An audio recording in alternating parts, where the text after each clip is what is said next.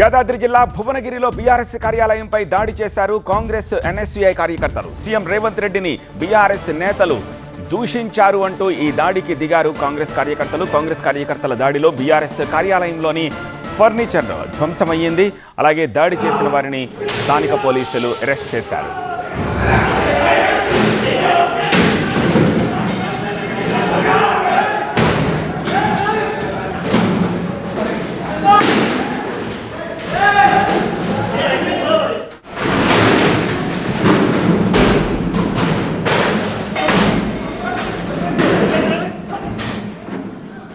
తమ పార్టీ కార్యాలయంపై దాడిని తీవ్రంగా ఖండించారు బీఆర్ఎస్ కార్యకర్తలు.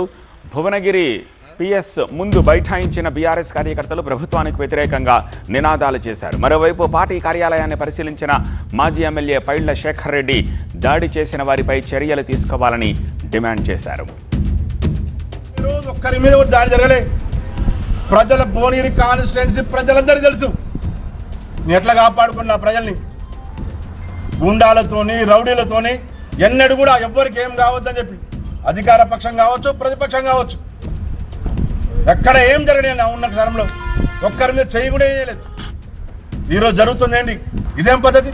ఆఫీసర్ దాడి చేయడం అంటే అధికారంలో ఉన్నాం కదా, మమ్మల్ని ఎవరు ఏం చేయరు కదా, అదేనా మీ ధైర్యం? అదే మేము కూడా అనుకున్నాం అనుకోండి. ఎప్పుడైనా జ్ఞాపకం పెట్టుకోండి, మీరు అధికారంలో ఉండంటే అద్దాల గ్లాసులు ఉన్నట్టు లెక్క. మేము ప్రతిపక్షాలు ఉన్నాం, ఎంతైనా మేము దాడి చేయగలుగుతాం. పార్టీ ఆఫీస్పై దాడిని నిరసిస్తూ భువనగిరిలో ఆందోళన చేపట్టారు బీఆర్ఎస్ కార్యకర్తలు. పార్టీ ఆఫీస్పై కాంగ్రెస్ నేతల దాడికి నిరసనగా ధర్నాకు దిగారు. కాంగ్రెస్ పార్టీపై ఆగ్రహంతో పట్టణంలో ఎమ్మెల్యే కుంభం అనిల్ ఫ్లెక్సీలను దగ్ధం చేశారు బీఆర్ఎస్ నేతలు.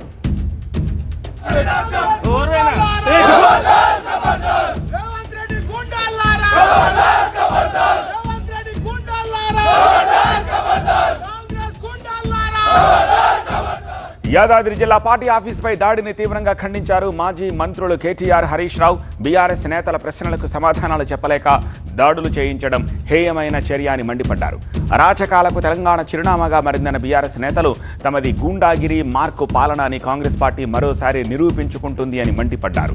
దాడి చేసిన వారిని వెంటనే అరెస్ట్ చేయాలని డిమాండ్ చేశారు మాజీ మంత్రి జగదీష్ రెడ్డి. యాదాద్రి భువనగిరి జిల్లా కార్యాలయం పైన కాంగ్రెస్ పార్టీ గుండాలు చేసిన దాడిని తీవ్రంగా ఖండిస్తా ఉన్నా. ప్రజాస్వామ్యవాదులందరూ కూడా ఇటువంటి దాడులను ఖండించాలని చెప్పి నేను విజ్ఞప్తి చేస్తా ఉన్నా.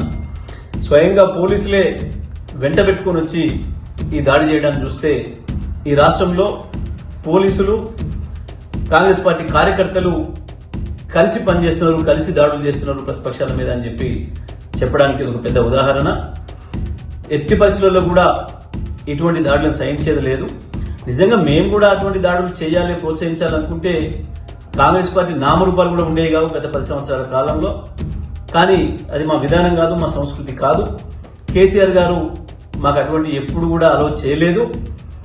ఇప్పటికైనా నేను విజ్ఞప్తి చేస్తా ఉన్నా, మహేష్ కుమార్ గారు కాంగ్రెస్ పార్టీ పిసిసి అధ్యక్షుడిగా మీ కార్యకర్తల్ని కంట్రోల్ చేసుకోండి, గుండాల్ని మీ పార్టీ నుంచి లేకుండా చేసుకోండి.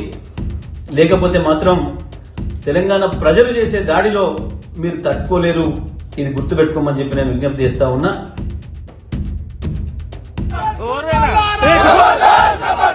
రేవంత్ రెడ్డి గుండాలారా